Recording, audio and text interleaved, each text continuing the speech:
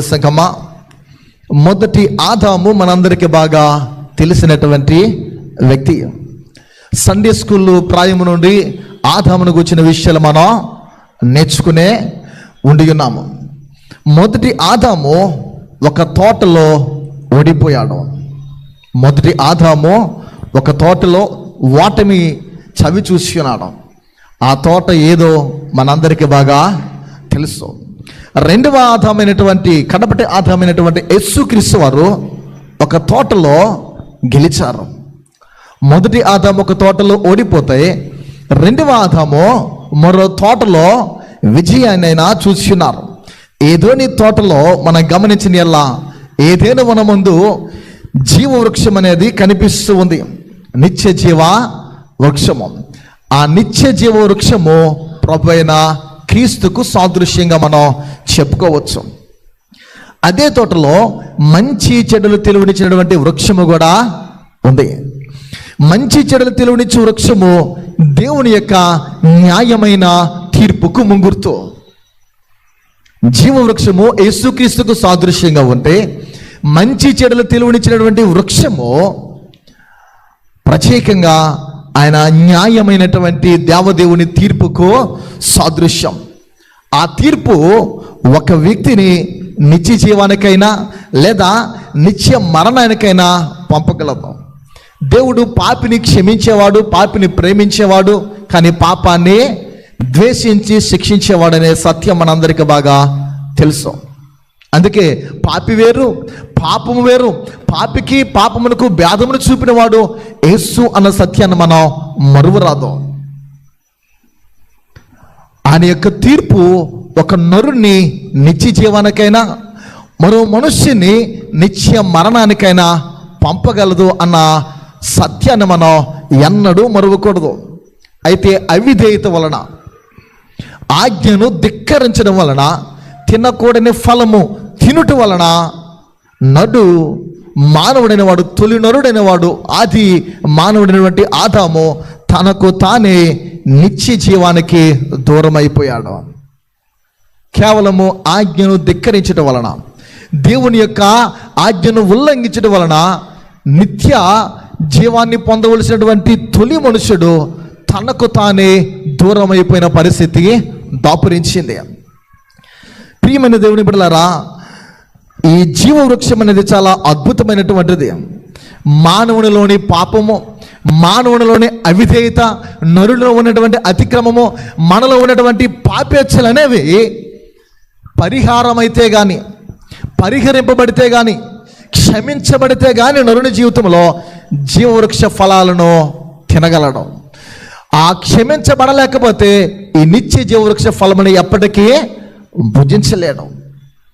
ఇది దేవుని యొక్క నిరీక్షణతో కూడినటువంటి అద్భుతమైనటువంటి స్వాతంత్ర్యము లేదా అద్భుతమైన స్వేచ్ఛ.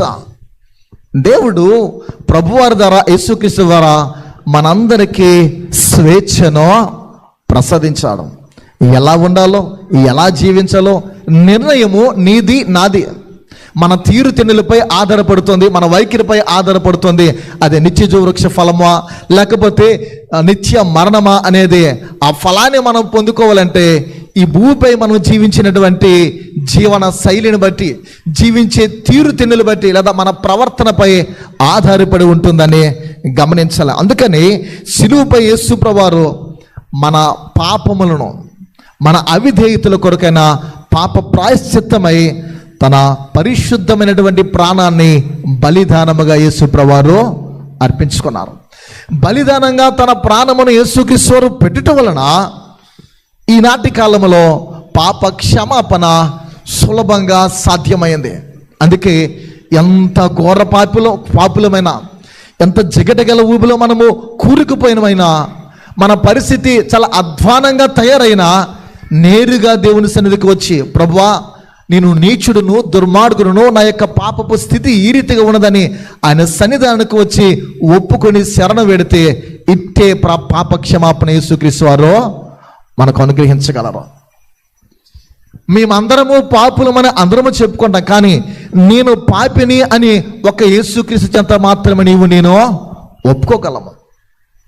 ఆయన చెంతకు వచ్చి మనం ఒప్పుకునే వారిగా ఉంటే పాప ప్రాయశ్చిత్తం అనేది, పాపానికి క్షమాపణ అనేది దొరుకుతుంది. పిల్లరా, నిత్య జీవాన్ని మనం పొందేటట్లు ఆ జీవవృక్షం అనేది చాలా ప్రత్యేకమైనది. జీవవృక్షాన్ని మనం అనుభవించాలంటే అది పునరుత్థానములో ఇక్కడ ప్రత్యక్షమవుతుంది. ఈ దినము ఈస్టర్ పర్వదినము లేదా రిజరెక్షన్ డే అనేటువంటిది చాలా ప్రత్యేకమైనది. ఆయన పునరుత్థానము ఎలా చెందడం మనందరికీ బాగా తెలుసు. ఈ నిత్య జీవనకు ప్రవచన రూపమైన, ఇవి జాగ్రత్తగా మీరు వింటే నా వాక్యం అర్థమవుతుంది. నిత్య జీవమునకు ప్రవచన రూపమైన నిత్య జీవ వృక్షము దేవుని ప్రేమకు సాదృశ్యం. యేసుక్రీస్తు యొక్క ప్రేమకు లేదా దేవదేవుని యొక్క ప్రేమకు సాదృశ్యం.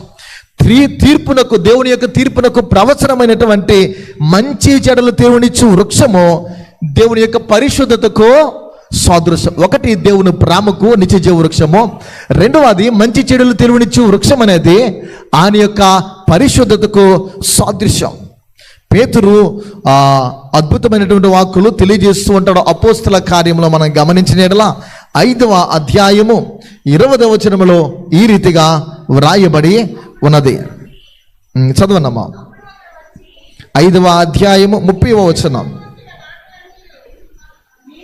మీరు మ్రానున వేలాడవేసి సంహరించిన యేసును మన పితరుల దేవుడు లేపెను. పిల్లలు ఇక్కడ గమనించాలి.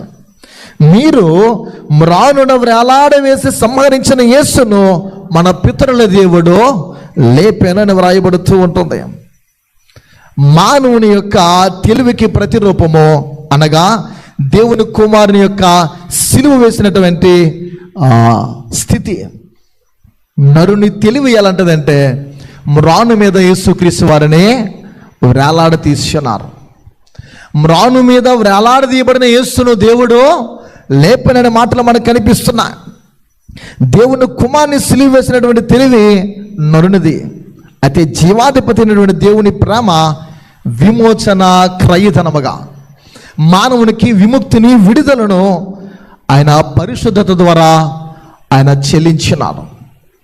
ఈ దినము ఒక తోటను గురించి ప్రత్యేకంగా మీ ఎదుట ఉంచాలని ఆశపడుతూ ఉన్నాను. పునరుత్థానమే నిత్య జీవ ఆనందము.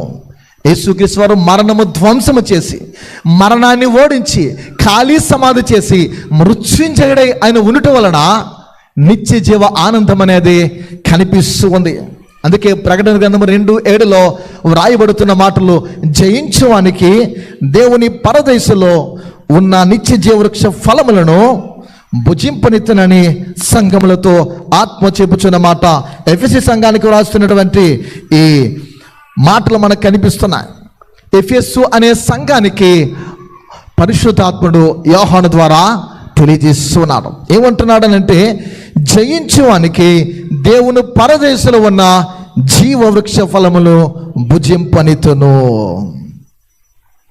మనము లోకాన్ని జయించాలి. యేసుక్రీస్తు వారు అంటారు యోహాను సువార్తలో మనందరికీ తెలిసిన మాటలో, లోకములో మీకు శ్రమ కలుగును, అయినను ధైర్యము తెచ్చుకొనుడి, ఎందుకనంటే నేను లోకమును జయించి ఉన్నాను అని ప్రభువారు ఉద్ఘటించారు, ఆయన మాట్లాడారు. మనము జయించాలి. మునుపటి ఆ భక్తి, మునుపటి ప్రేమ మనలో ఉండాలి అని మన జీవితంలో గమనించాలి. క్రీస్తుని విశ్వసించి ఆయనను హత్తుకుని జీవించిన వాడు జయించువాడుగా ఈ లోకాన్ని ఉంటారు. ఎవరైతే యేసు ప్రభువుని విశ్వసిస్తారో, అంటే ఈ దినమందు నూతనంగా మన చర్చిలో, మన సంఘములో ప్రత్యేకంగా 9 మంది ఆడపిల్లలు, మగపిల్లలు, యవ్వన బిడ్డలు బాప్తిస్మం పొందుకున్నారు. వారి హృదయమందు విశ్వసించి, అంగీకరించి నూతన జన్మ అనుభవం ద్వారా యేసుక్రీస్తు దాసులుగా, యేసుక్రీస్తు కుమారులుగా, కుమార్తెలుగా వారు స్వీకరింపబడ్డారు, సంఘ సభ్యత్వంలోనికి చేర్చబడ్డారు. ఈ బిడ్డల యొక్క జీవితంలో, చేరవచ్చిన మన జీవితంలో ఎవరైతే ఆ ప్రభువారిని హత్తుకొని జీవిస్తారో, విశ్వసించి, అలాంటి వారు లోకమును జయించేవారుగా ఉంటారు. యేసును విశ్వసించే వానికి జీవ పునరుత్థానమే కానీ మరణ పునరుత్థానమో, అంటే తీర్పు పునరుత్థానం అనేది లేదు. నీవు నమ్మితే, విశ్వసిస్తే, అంగీకరిస్తే చాలు, నీకు నేరుగా జీవ పునరుత్థానమో క్రీస్తు ద్వారా లభిస్తుందనే మాట మనం గమనించాలి. ఒక తోటలో ప్రారంభమైనటువంటి నరుని యొక్క అపూర్వమైన కథ, నరుని యొక్క జీవితము, నరుని యొక్క జీవన ప్రయాణము యేసుక్రీస్తు అనేటువంటి నరావతారుడుగా ఈ భూమి మీదకి దేవుడు మనుషావతారుడుగా వచ్చిన ఆయన యొక్క అద్భుతమైనటువంటి జీవితం ద్వారా ఒక తోటలోనే ముగిసాయి. ఏదేను తోటలో ప్రారంభించబడినటువంటి నరుని యొక్క ప్రయాణము యేసుక్రీస్తు అనేటువంటి ఈ నరావతారుని యొక్క జీవితం ద్వారా ఒక తోటలో ముగించబడి ఉన్నది. గమనించిన ఎలా ప్రియ దేవుని బిడ్డ, ఒకనాడు చివరగా పరదేశు అనే తోటలో నరజాతి మనుష్యులందరూ కూడా వారి యొక్క సంకల్పాలు ఏవైతే ఉన్నాయో, వారి యొక్క ప్రణాళికలు, దేవుని యొక్క కార్యాలు ఏవైతే ఉన్నాయో అవన్నీ కూడా ఆ దినమందు నెరవేర్చబడి జరుగుతాయి. పిల్లలు, అవి నెరవేర్చబడతాయి. ఈ సంగతిని మనం గ్రహించాలి. చదువుకున్న ధ్యానాంశంలో యోహాను సువార్త 19వ అధ్యాయము మరియు మత్తయి సువార్త 28వ అధ్యాయము, ఈ 2 అధ్యాయాల్లో ఉన్నటువంటి ప్రధానమైనటువంటి అంశాల్లో మనం గమనిస్తే ఈ వచనాల్లో ప్రాముఖ్యంగా 19వ అధ్యాయము యోహాను సువార్త 41వ వచనంలో ఒక మాట కనిపిస్తూ ఉంది పిల్లరా. అందులో 41వ వచనం, ఆయనను సిలువ వేసిన స్థలములో ఒక తోట ఉండదు. చాలమ్మా, ఈ దినము తోటను కూర్చిన విషయం ఎదుటి ఉంచాలని ఆశపడుతున్నాను. మొదటిది ఒక తోట. అదేం రాయబడి ఉన్నది అని గమనిస్తే ఒక తోట ఉండెను. ఎక్కడ? ఆయనను సిలువ వేసిన స్థలములో ఒక తోట ఉండెను. ఈ గార్డెన్ గమనించిన ఎలా గొల్గొతా అనే పదం మనందరికి బాగా తెలుసు. గొల్గొతా అనేటువంటి ఈ ప్రాంతము ఎంత హృదయ విచారకరము, ఎంత బాధాకరము పిల్లరా. పునరుత్థానము తోట అంత ఆనందదాయకము. గొల్గొతా ప్రాంతము ఎలాంటిదో మనందరికీ బాగా తెలుసు. రక్తము చిందించబడము కనిపిస్తూ ఉంది. అది కపాల స్థలము పిల్లరా, నరకపాల స్థలము. అంటే గమనించిన ఎలా శ్మశానము అని మన పరిభాషలో మనం పిలుచుకున్నటువంటి స్థలము. పూర్వకాలంలో శ్మశాన వాకిటికి, ఆ స్థలాలకు ఎవరు వెళ్ళడానికి ఇష్టపడేవాళ్ళు కాదు. కారణం, చనిపోయిన మనుషులంటే మానవులకు భయము, మనుషులకు కలవరం, ఏం జరిగిపోతావు, నేనేమైపోతాననే ప్రాణ భయముతో మనుషులు నేటికి కూడా ఎప్పటికి కూడా చాలామంది భయపడుతూనే ఉంటాం. యేసుక్రీస్తు లేని బ్రతుకు ఒక కష్టాల దెబ్బ. యేసుక్రీస్తు లేని జీవితమే కానీ, కుటుంబమే కానీ, సంఘమే కానీ అది కష్టాలమయముగా మారిపోతుంది. ఇది పునరుత్థానము తోట పిల్లరా. కానీ ఈ తోటకు ముందుగా జరిగిన విషయం మనం చూస్తే గొల్గొతా కపాల స్థలము. అది రక్తముతో చిందించబడినటువంటిది.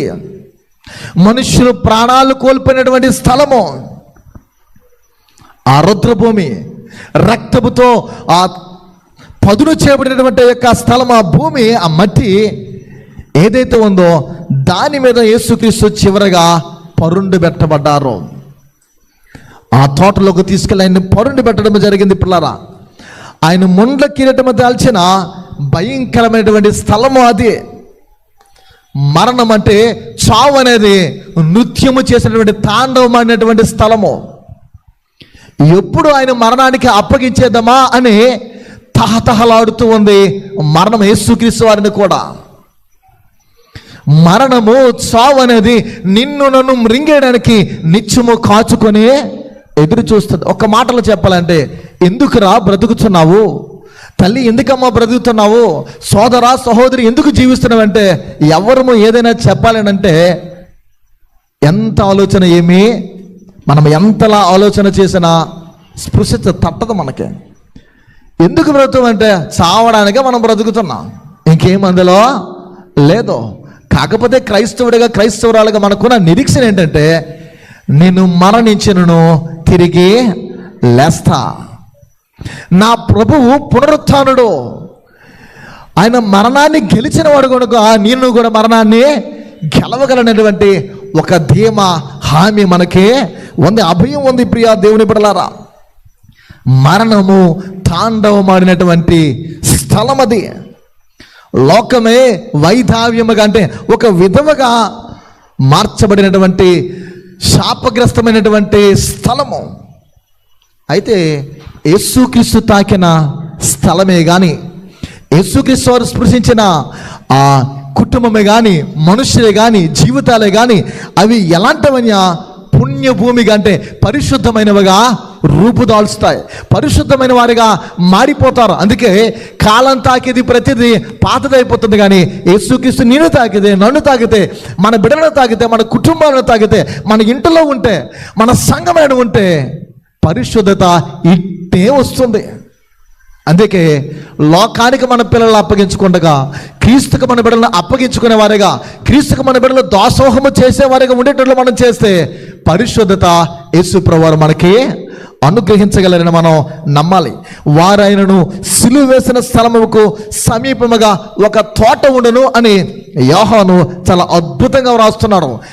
ముగ్గురు సువార్తికులకు యోహాను సువార్త అనేటువంటి ఈ సువార్తికుడికి చాలా భిన్నం అనేది కనిపిస్తుంది. పిల్లరా, యేసుక్రీస్తు వారు జన్మించక మునుపు, ఆయన పుట్టక మునుపు జరిగినటువంటి మనము ఆలోచిస్తే భూమి అనేది మనము నివాసం చేస్తూ కూర్చొని నిలిచి నడుస్తూ ఉన్నటువంటి ఈ భూగ్రహం అనేది యుగ యుగాలుగా చావుల బీడు బారిపోయినటువంటిది. మనుషులు పుట్టడము చనిపోవడమే జరుగుతుంది.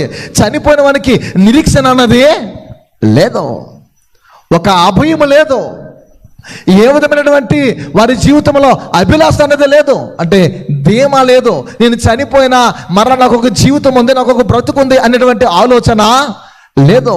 యేసుక్రీస్తు వారు పుట్టక మునుపు చావులు బీడిగా ఉంది, సేద్యపరచబడలేనటువంటి భూమిగా కనిపిస్తుంది. ప్రియ సంగమా, అలాంటి బీడు భూమి మీద, కరకు నేల మీద యేసుక్రీస్తు వారు కాలు మోపారు. నీ హృదయం నా హృదయం కూడా కరకు నేలను పోలినదైతే ఆయన స్పృశిస్తే మన హృదయం కూడా మారిపోతుంది. కఠినమైన శిల లాంటి హృదయమైనా సరే ఆయన కరుణ రసధారగా మార్చే గొప్ప దేవుడైన. మన హృదయము మాంసపు మెత్తని స్వభావం కలిగినటువంటిదిగా మారాలంటే, కఠినమైనటువంటి స్థితి మనలో నుండి బయటకు వెళ్ళిపోవాలంటే ఆయన నిన్ను తాకాలి, ఆయన కాలు నీపై ఉండాలి, ఆయన పాదము ఈ నేలను మోపినప్పుడు ఈ నేల ఏమైపోయింది, ఈ భూమి ఏమైపోయింది అనేది మనం ఆలోచన చేయాలి. పిల్లరా, ఆయన బ్రతుకులు కూడా కాటికి అప్పచెప్పాలని యేసుక్రీస్తు వారిని మరణం ఎంతో ప్రయత్నించింది. మన సువార్తలో అర్థమవుతుంది. పిల్లరా, ఆయన జీవితమును, ఆయన యొక్క బ్రతుకును కూడా మరణము కాటికి అప్పచెప్పాలని, ఆయన కూడా మరణవశము చేసేసుకుందామని ఎంతో ప్రయత్నించినప్పటికీ ఆయన శరీరము, ఆయన పరిశుద్ధమైనటువంటి దేహము తాకగానే ఏం జరిగింది అని మనం చూస్తే ప్రవచనాలు కనిపిస్తూ ఉంటాయి. యెషయా గ్రంథము 35వ అధ్యాయము 1-2 వచనాల్లో అలంకారంగా వ్రాయబడినవి. భూమిని గురించి మనం దీనికి దృష్టాంతముగా అలంకారప్రాయంగా వ్రాయబడిన మాటలు మనం చెప్పుకోవచ్చు. పిల్లరా, అరణ్యమును ఎండిన భూమియు సంతోషించును, అడవి ఉల్లసించి కస్తూరి పుష్పం వలె పూయను, అది బహుగా పూయిచు ఉల్లసించి సంగీతములు పాడును, లెబానోను సౌందర్యము దానికి కలుగును, కర్మేలు షారోన్లుకున్న సొగసు దానికుండును, అవి యెహోవా మహిమను మన దేవుని తేజస్సును చూచును. ఎలా ఉంది అని ఆలోచిస్తే అరణ్యమును ఎండిన భూమియు సంతోషించును. ఎప్పుడు? యేసుక్రీస్తు తాకిడి, యేసుక్రీస్తు పిల్లరా ఆయన యొక్క స్పర్శ తగిలితే ఎండినటువంటి ప్రాంతము కూడా, ఎండిన జీవితాలు కూడా, ఎండిన బ్రతుకులు కూడా చిగురింపగలవు, పరిశుద్ధతను సంతరించుకోగలవు. అడవి ఉలసించి కస్తూరి పుష్పం వలె పూయును అని వ్రాయబడుతూ ఉంది. పిల్లరా, అది బహుగా పూయుచు ఉల్లసించి సంగీతములో పాడను.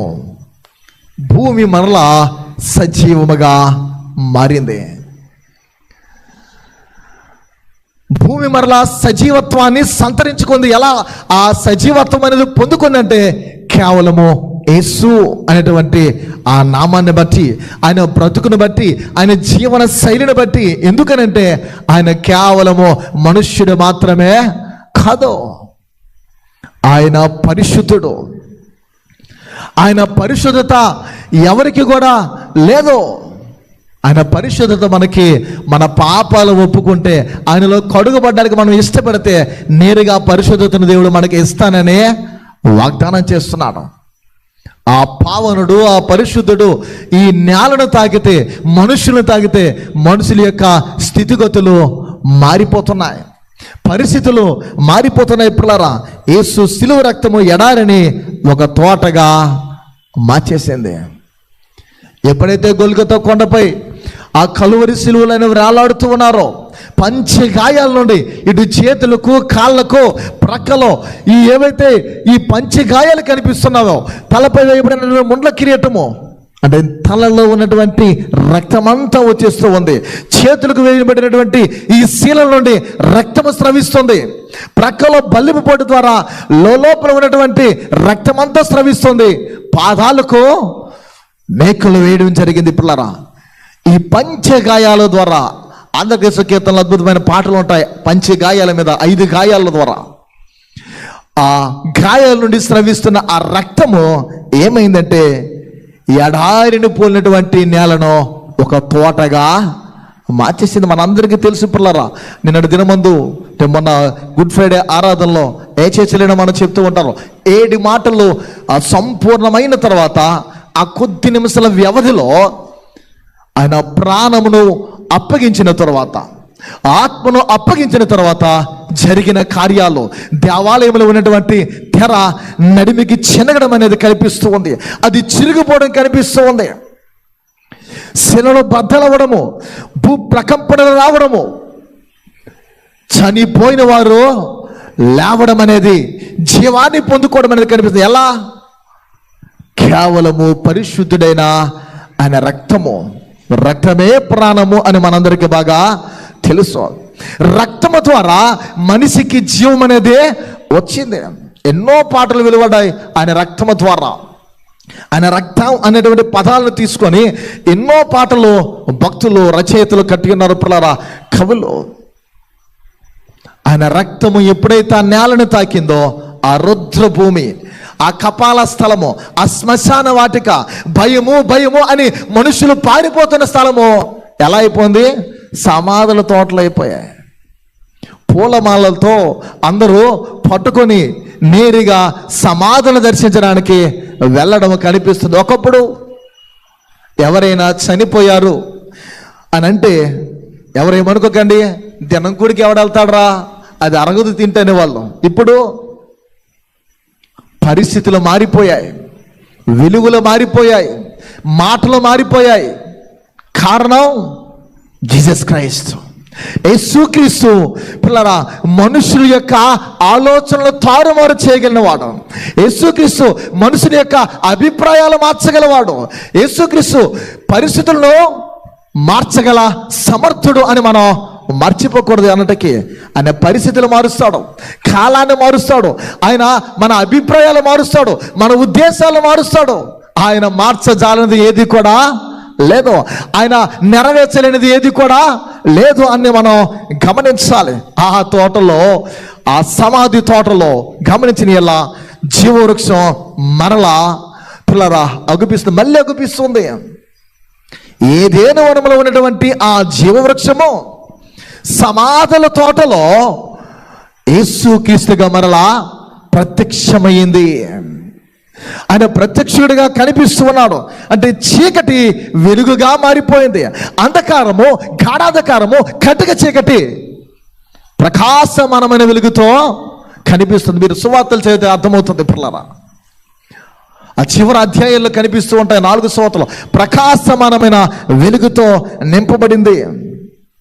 3 తేరిన మానవుల జీవితాలు, మనుషుల యొక్క బ్రతుకులు చిగురించాయి. నిజమే ప్రియా దేవుని కుమారుడా, కుమార్తె, ఒకవేళ నేటికి 2024వ సంవత్సరంలో సాగిపోతూ ఉన్న నేను కూడా ఒకవేళ ఎండిపోయిన వృక్షం వలె, ఎండిపోయిన చెట్టు వలె, ఎండిన నేల వలె మనం ఉంటే ఏదైనా మన ఈ పరిస్థితులు నేరుగా యేసుప్రభు వారికి తెలియచే ఈ పరిశుద్ధాత్మ ద్వారా నీ మూలుగులు తెలియజేస్తే తప్పక నీవు చిగురించడానికి, నీ జీవితంలో పరిశుద్ధత నువ్వు అనుభవించడానికి దేవుడు తన కార్యాలను చేస్తాడు. శవ మర్యాదల కొరకు వారు ఏం తీసుకొచ్చారంటే అక్కడికి సుగంధ ద్రవ్యాలు తీసుకొచ్చారు, అత్తర్లు తీసుకొని వస్తున్నారు వారు. నేటి కాలంలో పెర్ఫ్యూమ్స్ అందరూ యూజ్ చేస్తున్నాం కదా, సుగంధ ద్రవ్యాలను శవ మర్యాదల కొరకు వారు తీసుకొస్తున్నారు. నా బోధకుడు, మా ప్రభువు ఆయనకి ఈ సుగంధ ద్రవ్యాలు రాద్దాం అనేటువంటి, ఆయనకు పూద్దాం అనేటువంటి ఆలోచనతో శవ మర్యాదలకు తెచ్చినటువంటి సుగంధ ద్రవ్యాలు బోధకుడు అనేటువంటి ఆ పూజ ద్రవ్యాలుగా మారిపోయాయి. యోహాను చాలా అద్భుతంగా వ్రాస్తాడు. ప్రియ దేవుని సంగమా, నిజమే, ఈ మాటలు వింటున్న నీ నా జీవితంలో లోకంలో ఉన్న అలవాటులకు, లోకంలో ఉన్నటువంటి సంప్రదాయాలకు, లోకంలో ఉన్నటువంటి కట్టుబాటులకు ప్రాధాన్యతనిచ్చేవాడిగా నీ ఉంటే, నేనుంటే, మనం ఉండిపోతే ఎప్పటికీ మనము క్రీస్తులో నిలవలేము, క్రీస్తులో జీవించలేము. మనం పాడుకున్న కీర్తనలు కనిపిస్తుంది, క్రీస్తు లేచిన హల్లెలూయా, క్రీస్తు నన్ను లేపెను. ఆయన లేచాడు, నిన్ను నన్ను కూడా లేపుతాడు. ఇప్పుడు బాప్తీసం తీసుకున్నప్పుడు కాపరు ఏం చేస్తాడంటే, బాప్తీసం తీసుకోవడానికి వచ్చిన ఆ కుమారుని లేదా ఆ కుమార్తెని నేరుగా స్ట్రైట్కి వెళ్ళి ముంచెందుకు తీరు, ఇలా ఎందుకు పరుండి పెడతాడు? పాతి పెడుతున్నారు వాళ్ళని.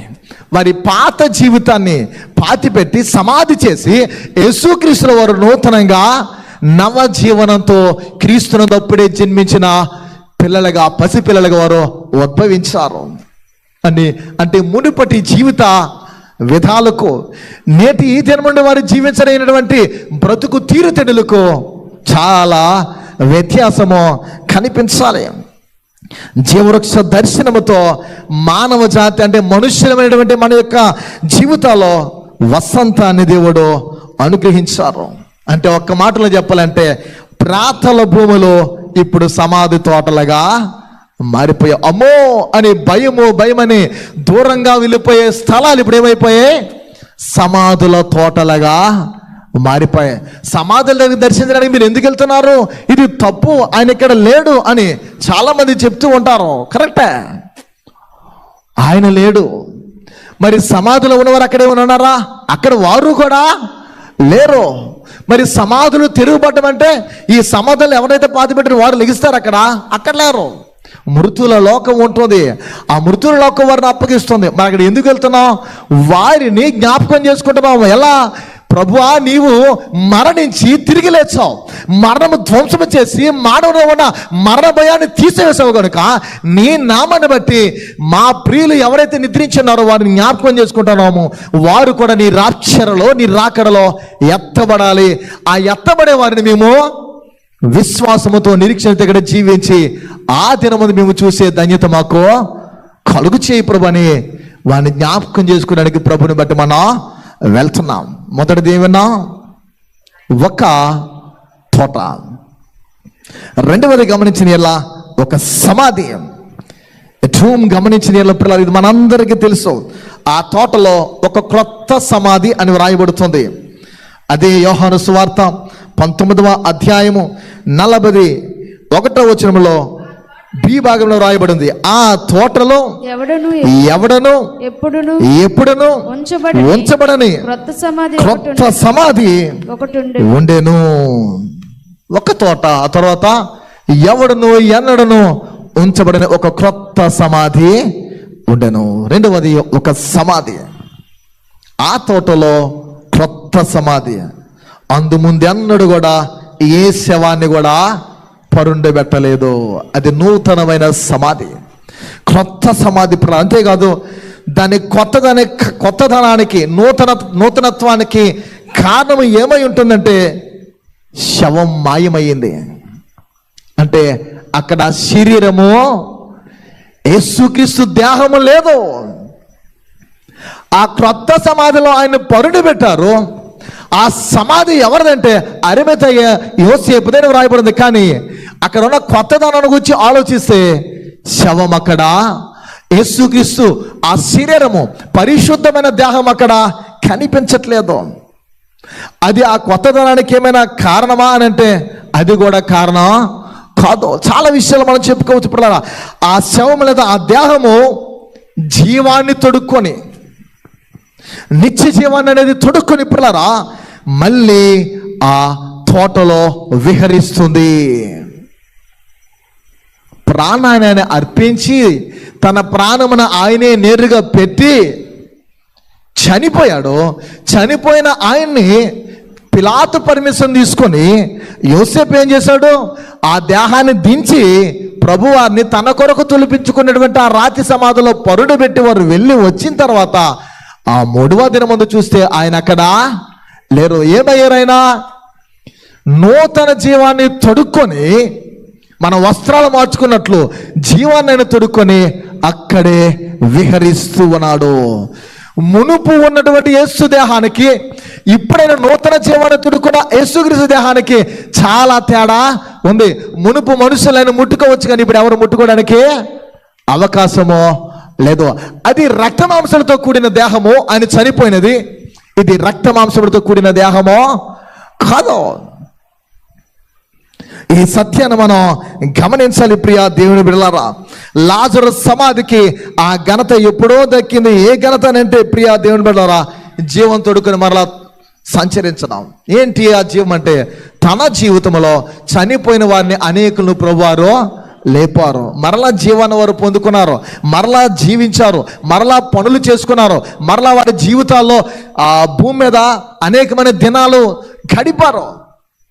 యేసుక్రీస్తు వారికి దక్కిన ఘనత లాజరు కూడా దక్కింది.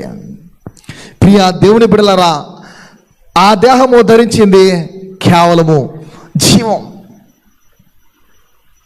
కానీ యేసుక్రీస్తులో ఉన్నటువంటి ప్రత్యేకత క్షయత అక్షయతను ధరించను అని భక్త పౌలు, పరిశుద్ధుడైన పౌలు కొరింథీయులకు రాసిన మొదటి పత్రిక 15వ అధ్యాయంలో తెలియజేస్తూ ఉన్నాడు. పిల్లరా, క్షయమైనది అక్షయతను ధరించిన కొత్తదనం, అంటే క్షయితను అక్షయతను మృంగివేసిన కొత్తదనము.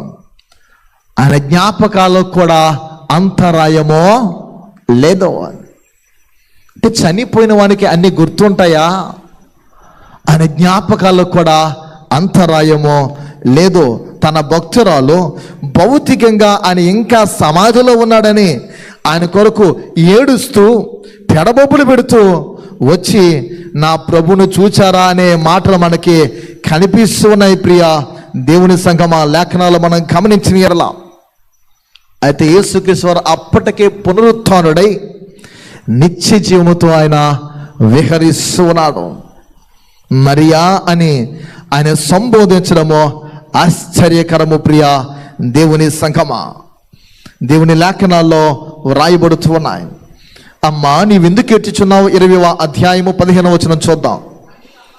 యేసు అమ్మా ఎందుకు ఏడ్చుచున్నావు, ఎవరిని వెతుకుచున్నావు అని ఆమెను అడుగగా ఆమె ఆయన తోటమాలి అనుకొని, అయ్యా నీవు ఆయన మోసుకొని పోని ఎలా ఆయన ఎక్కడ ఉంచుతావో నాతో చెప్పుము, నేను ఆయన ఎత్తుకొని పోదునని చెప్పను. ఎవరు?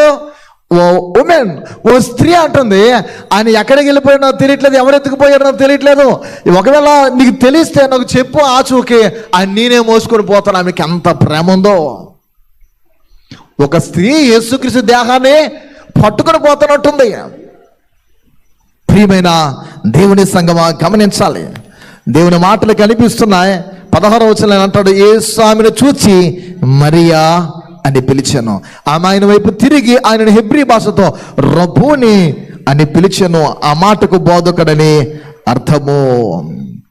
అంటే ఇక్కడ మనం అర్థం చేసుకోవలసింది ఆయనకు పిల్లరా జ్ఞాపకాలకు, ఆయన యొక్క జ్ఞాపకాలకు అంతరాయం అన్నదే లేదు.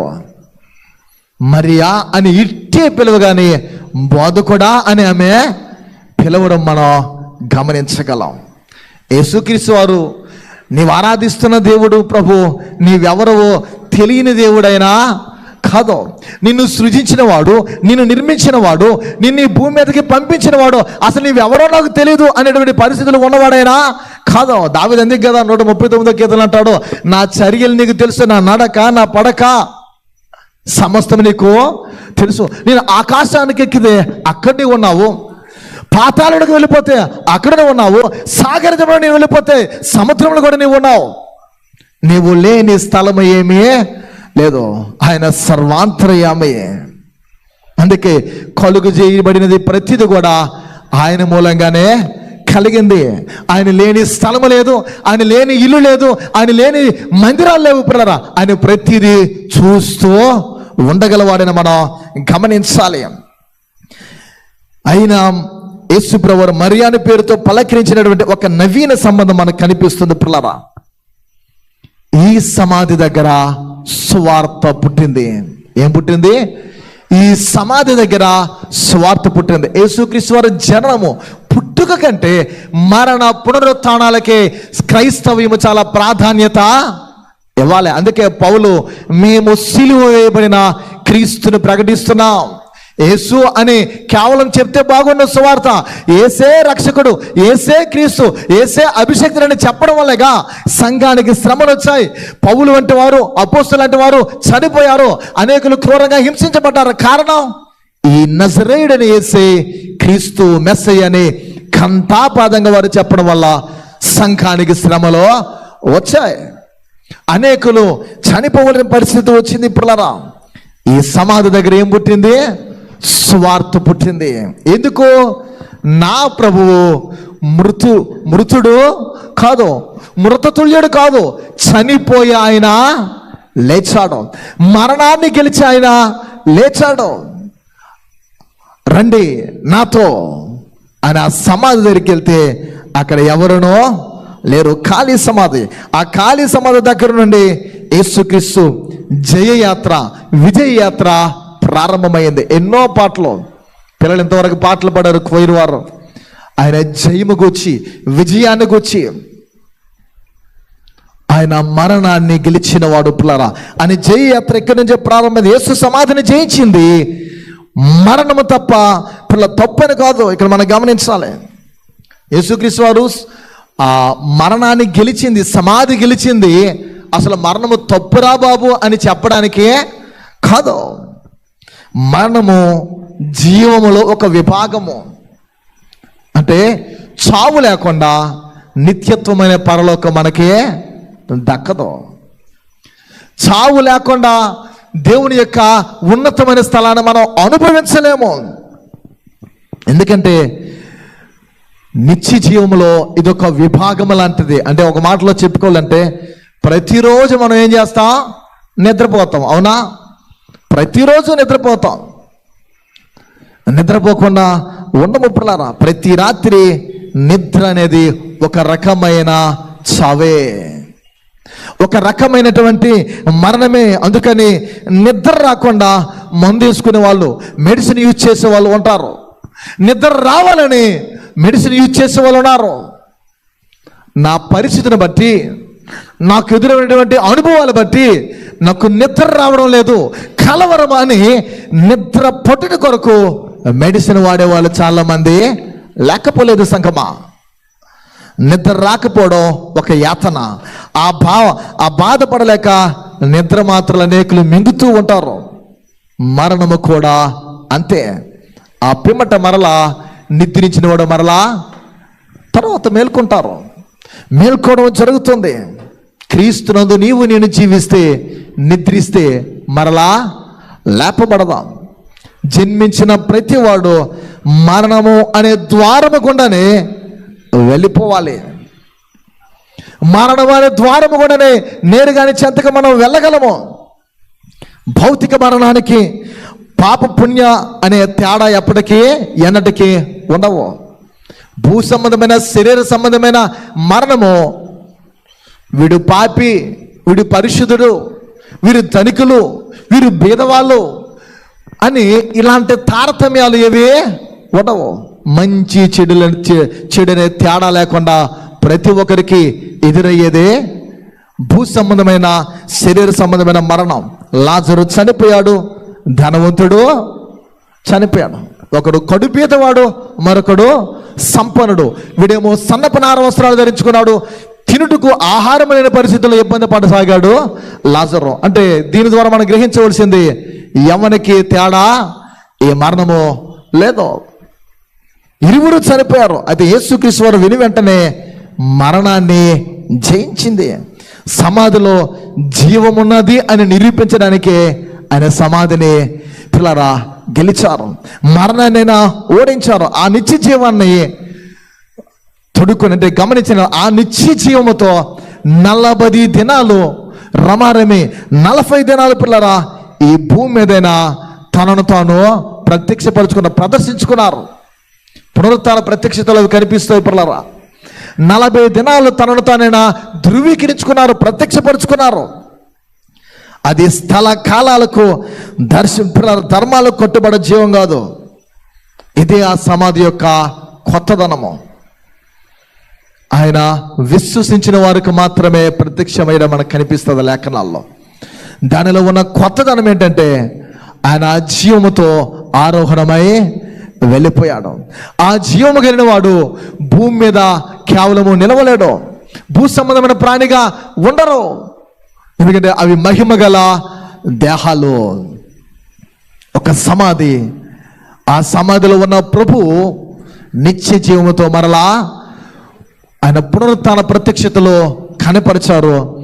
ఆయన తను నమ్మిన వారికి తను ధృవీకరించుకున్నారు పిల్లారా. చివరగా మనం గమనించిన ఎలా ఒక సంబంధం, రిలేషన్షిప్ మనం గమనించిన ఎలా ఆ సమాధి సమీపంగా ఉండినని వ్రాయబడి ఉంది. వాటమి సమాధి కంటే, ఓడిపోయే సమాధి కంటే ఈ విజయ సమాధి అనేది, జయముతో కూడిన సమాధి అనేది విశ్వాసులకు అతి సమీపంగా ఉన్నటువంటిది. ఓడిపోయే సమాధి ఏంటంటే మరణించిన వాడు లేవకుండా అలా ఉండిపోవడమో, ఓడిపోవడం. కానీ మనందరికీ జయాన్ని యేసుప్రభువారు ఇచ్చారు పిల్లరా. ఆ సంబంధం ఏంటి, ఆ రిలేషన్షిప్ ఏంటి అనేది మనం తెలుసుకుందాం. మనందరికీ తెలుసు 2వ అధ్యాయము ఎఫెసీయులకు రాసిన పత్రిక మొదటి వచనంలో, మీ అపరాధముల చేతను పాపముల చేతను మీరు చచ్చిన వారై ఉండగా క్రీస్తుతో మీరు బ్రతికింపబడ్డారనే విషయం మనకు కనిపిస్తుంది. మనం పాపముతో మూలుగుతున్నప్పుడు, చచ్చిన వారమే మనం ఉన్నప్పుడు క్రీస్తు చేత మనం బ్రతికించబడ్డాం. ఇది ప్రభువారికి మనకు ఉన్నటువంటి రిలేషన్షిప్, అద్భుతమైనటువంటి ఒక సంబంధం, ఒక బాంధవ్యము. ఈ సంబంధాన్ని దృఢపరచడానికి, ఆయనకి సమీపస్తులుగా మనం చేయడానికి, ఆయన హక్కుదారుగా మనల్ని దేవుడు ఏర్పాటు చేయడానికి ఆయన చేస్తున్నది మరణం గెలిచి నీకు నాకు సంబంధం ఉంది. ఏ మరణ భయము నీవు పుట్టినప్పటి నుండి నీలో పీడిస్తుందో, ఏ మరణ భయం చేత నీవు కలవరపడుతున్నావో, ఆ మరణ భయాన్ని నీ ఎదుట తీసేశాను. ఓ మరణమా నీ ముళ్ళెక్కడా? ఓ మరణమా నీ విజయం ఎక్కడ? మరణపు ముళ్ళు పాపమునకు ఉన్న బలము ధర్మశాస్త్రమే. క్రీస్తు ప్రభువారు జయోత్సవము చేత శిలువ ద్వారా సంధి చేసి మనల్ని బాహాటముగా వేడుకు కనపరిచినట్లు లేఖనాల్లో కనిపిస్తుంది. ప్రియ దేవుని బిడ్డలారా, యేసునందు విశ్వాసం ఉంచగానే మన భౌతిక మరణపు ముళ్ళు విరిగిపోయింది. చివరికి కొన్ని మాటలు చెప్పి ముగిస్తాను పిల్లలు, గమనించిన. మనకి ఎవరైనా చంటి పిల్లలు ఇంట్లో ఉంటే, చిన్న పిల్లలు బాగా, మన పిల్లలు ఏం చేస్తామంటే 2 చేతులు ఎత్తుకొని పైకి ఎగరేసి ఏం చేస్తాం? ఆడిస్తాం. పైకి ఎగరేసి వాడిని పట్టుకుంటూ ఉంటాం. పైకి ఎగరేస్తూ ఉంటే వాళ్ళు ఏం చేస్తారు? నవ్వుతారు. అదే కొత్త వ్యక్తి ఎన్నడూ ఆ చిన్న అబ్బాయిని లేదా ఆ చిన్న పాపను, ఆ పిల్లలు నిన్ను ఎన్నడూ చూడలేదు, వారు నేనెవరో వాళ్ళకి తెలియదు, నా ముఖం వారు ఎరుగరు. అలాంటి పిల్లలు నేను తీసుకొని పైకి ఎగరేస్తే ఏం చేస్తారు? బిగ్గరగా ఏడుస్తారు. కారణం, వీడు ఎవడన్నాడు పట్టుకుని పైకి ఎగరేస్తాడు, కిందకి వదిలిస్తే నేను ఏమైపోతున్నాను. అక్కడి నుండి ప్రారంభమైనటువంటి ఈ ప్రాణ భయం లోపల ఉన్నది. మనం పెద్దవారమయ్యాం, ఇప్పుడు అందరం చక్కగా కూర్చున్నా, మన దగ్గర నుండి పాములు వెళ్ళిపోతున్నాయి, విషపూరితమైన ఏవో వెళ్తున్నాయనంటే ఏం చేస్తాం? అది ఆరాధన ఏదైనా సరే గొంతులు వేసుకొని పరిగెత్తిపోతాం. కారణం, బయటకు మన యొక్క ప్రాణ భయం కనిపించదు, కానీ లోపల ఉంటుంది. క్రమేపు ఎదిగే కొలది ఈ మరణ భయం ఏదైతే ఉందో, ఈ ప్రాణ భయం ఏదైతే ఉందో, ఈ మరణ భయాన్ని, ప్రాణ భయాన్ని, ప్రారంభం నుండి ఏదైతే పాపం అనే మరణ భయం మానవుని పీడిస్తుందో, ఆ పాపం అనే మరణ భయాన్ని తీసివేయడానికి యేసుక్రీస్తు వారు మరణము ధ్వంసము చేసి, మరణాన్ని జయించి, మరణపు ముళ్ళు విరిచి, ఖాళీ సమాధి చేసి ఆయన విజయాన్ని ఆయన చూసినాడు. మనల్ని విజయులుగా నిలబెట్టాడు. ఇలాంటి దేవుణ్ణి, మనము ధ్వంసము చేసిన దేవుణ్ణి, జీవము గల దేవుని కలిగి ఉన్న మనము ధన్యులమని గ్రహించాలి. క్రీస్తునందు అనుటలో ఆ విజయము ఆవిష్కరించబడింది. ఇప్పుడు మనం మరణ భయములో జీవించడమో లేదో. పౌలు వలె బ్రతుకుడు క్రీస్తే చావైతే లాభము లేదా మేలు.